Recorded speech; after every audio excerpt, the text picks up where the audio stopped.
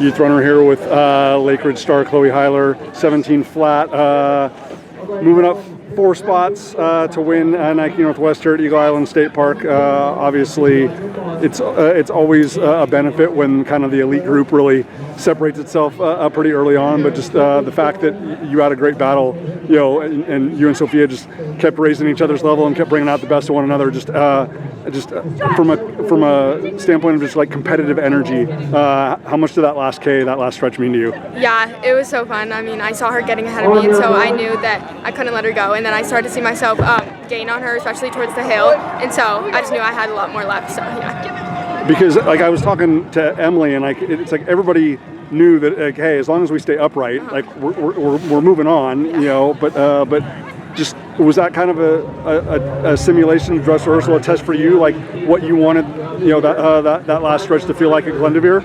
Like just to kind of see how your body was going to respond? Yeah, for sure. I mean, in my past races, my last kilometer has always been really strong, so I think I have a lot of confidence going into that, and so that was the same here today.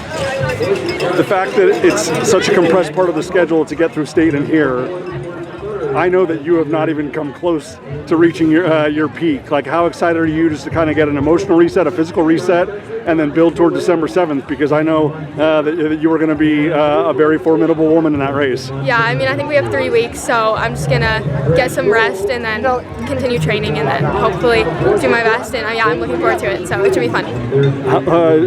If you assess just, not only like what you feel like the potential is, like what you feel like the best version of yourself is this year in comparison to last year. I mean, the times notwithstanding, and the improvements have just been remarkable. But just how much more like reassurance and belief and confidence is there this year, in comparison even to last year, which was really special as it was? Yeah. So last year was my first year ever running cross country. So I think just training in the summer this season and just quitting soccer as well just has given me so much confidence.